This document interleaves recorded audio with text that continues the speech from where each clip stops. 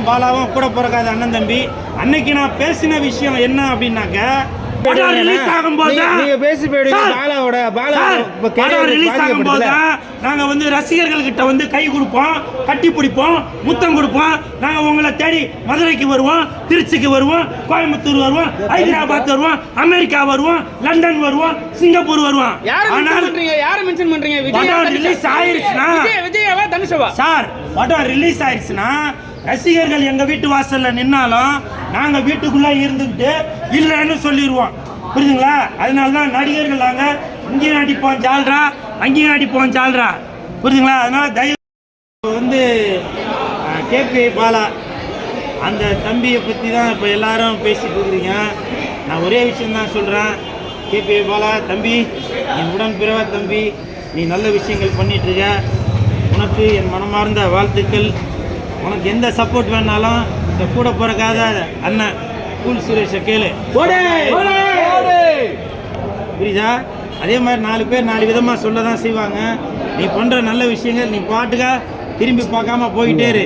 Super star Rajini sir அவர்கள் சொல்லியிருக்காங்க, குறைக்காத நாயும் குறை சொல்லாத வாயும் இல்லை அப்படின்னு. அதனால் நீ பாட்டுக்க உன் வேலையை பார்த்துட்டே இரு. ஆனால் ஒரே ஒரு விஷயந்தான், நம்ம பிளான் பண்ண மாதிரி இந்த டீம் வந்து கரெக்டாக ஒர்க் பண்ணிட்டு தான் இருக்குது. சரியா? இந்த பி டீம் கரெக்டாக பண்ணிட்டு இருக்காங்க. இனிமேல் நம்ம சி டீமை தான் இறக்கி அதை வேலைகளும் பார்க்கணும். அதனால் நம்ம பிளான் படி அது கரெக்டாக போயிட்டுருக்கு.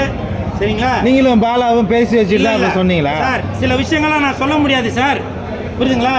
உங்களுக்கு வருமானம் வருதா? நானும் பாலாவும் கூட பிறக்காத அண்ணன் தம்பி. அன்னைக்கு நான் பேசின விஷயம் என்ன அப்படின்னாக்க, ஒரு வாரத்தில் 8-10 படம் ரிலீஸ் ஆகுது. அதில் நிறையா படங்களுக்கு தேட்டர் கிடைக்காம போயிடுது.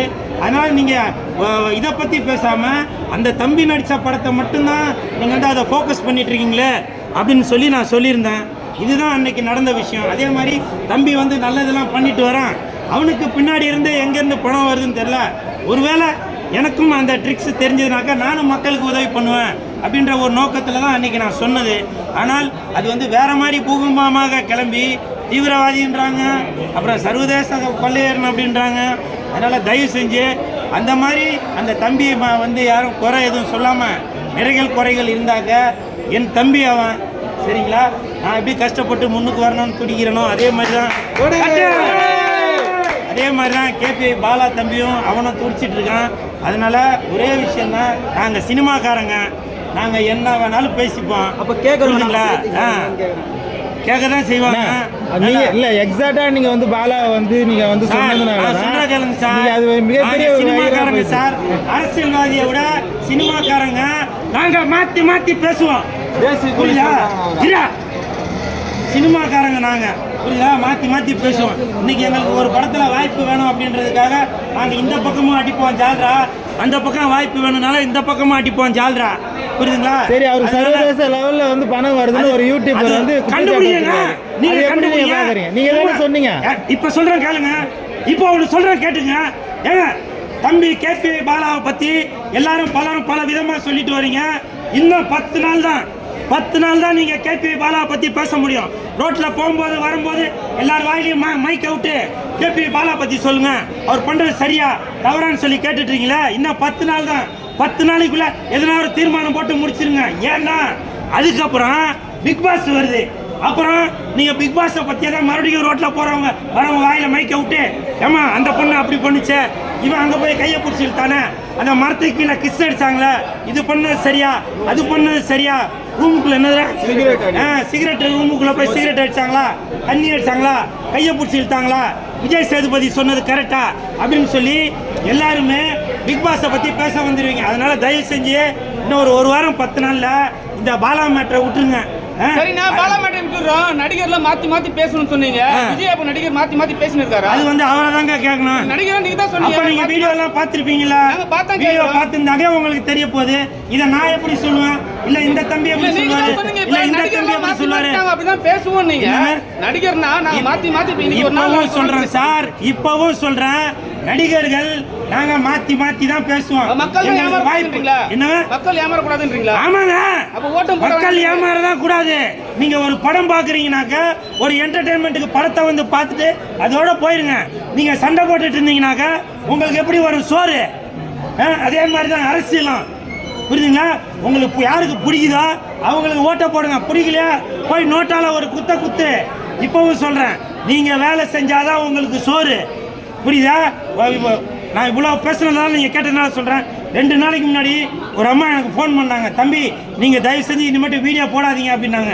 ஏமான்னு கேட்டேன். ஏங்க நீங்கள் போடுற வீடியோலாம் நல்லா என்டர்டெயின்மெண்ட்டாக ஜாலியாக நாங்கள் சிரிச்சு பார்த்துக்கிட்டோம். இதை பார்த்துக்கிட்டா என் வீட்டுக்காரர் வேலைக்கு போக மாட்டார். வேலைக்கு போகலனாக்கா நான் வீட்டில் எப்படிங்க குழம்பு வைக்கிறது, அரிசி வாங்குறது, வீட்டு வாடகை கட்டுறது, கரண்ட் பில்லு கட்டுறது, ஸ்கூல் ஃபீஸு கட்டுறது அப்படின்னு சொல்லி அந்த அம்மா சொன்னாங்க. அந்த அம்மாவோட ஃபோன் நம்பர் கூட இப்போ நான் சொல்லுவேன். சரி வேணாம், நாகரிகம் கருதி அதை நான் சொல்லலை. அதனால பேசிட்டு ரிலீஸ் ஆகும்போது நாங்க வந்து ரசிகர்கள் கிட்ட வந்து கை கொடுப்போம், கட்டி பிடிப்போம், முத்தம் கொடுப்போம். நாங்க உங்களை தேடி மதுரைக்கு வருவோம், திருச்சிக்கு வருவோம், கோயம்புத்தூர் வருவோம், ஹைதராபாத் வருவோம், அமெரிக்கா வருவோம், லண்டன் வருவோம், சிங்கப்பூர் வருவோம். ரிலீஸ் ஆயிருச்சுன்னா சார், படம் ரிலீஸ் ஆயிருச்சுன்னா ரசிகர்கள் எங்க வீட்டு வாசல்ல நின்னாலும் நாங்க வீட்டுக்குள்ள இருந்துக்கிட்டு இல்லைன்னு சொல்லிடுவோம், புரியுதுங்களா? அதனாலதான் நடிகர்கள் நாங்க இங்கேயும் நடிப்போம் ஜால்ரா, அங்கேயும் நடிப்போம் ஜால்ரா, புரியுதுங்களா? அதனால தயவு செஞ்சு ரசிகர்களுக்கும் சொல்றேன், தொண்டர்களுக்கும் சொல்றேன், கூல் சுரேஷோட ரசிகர்களுக்கும் சொல்றேன், கூல் சுரேஷோட தொண்டர்களுக்கும் சொல்றேன். யாருமே இவ்வளவு ஓப்பனா பேச மாட்டாங்க, புரியுதுங்களா? நீங்க உங்க வேலையை பாருங்க, படம் பாருங்க, என்ஜாய் பண்ணுங்க. நல்ல கருத்து இருந்துச்சுன்னா காதுல வாங்கிங்க. என்ன சார், சீமான் வந்து ஒரு அறிக்கை விட்டுருக்காரு. அவரையும் நம்ம என்ன சொன்னோம்னா, வெளிநாட்டுல இருந்து அவருக்கு பணம் வருதுன்னு சொன்னோம். அதே மாதிரி பாலாவை வந்து சப்போர்ட் பண்ணி ஒரு அறிக்கை விட்டுருக்காரு. அதை எப்படி பாக்குறீங்க நீங்க? நான் பாக்கலையே சார், அதை நீங்க பாக்கவே இல்லையா? பார்க்க மாட்டீங்க சார் எதுவுமே. இல்ல சார், எனக்கு என்னோட கண் பார்வைக்கு என்ன தெரியுதோ அதான் சார் பார்ப்பேன் நான். ஏன்னா சூப்பர் ஸ்டார் ரஜினி சார் சொன்னது மாதிரி தான், குறைக்காத நாயும் குறை சொல்லாத வாயும் இல்ல, புரியுதுங்களா? நான் எவ்வளோ துரோகத்தை எல்லாம் சந்திச்சாலே, புரியுது, எவ்வளோ டேரக்டரை பார்த்துருப்பேன், எவ்வளோ ப்ரொடியூசரை பார்த்துருப்பேன், எவ்வளோ பேர் என்னை கதற என்னென்ன பண்ணியிருப்பாங்க, யோசிச்சு பாருங்க, அவ்வளோ பண்ணியிருக்காங்க. இருந்தாலும் நான் நேசிப்பது சினிமா.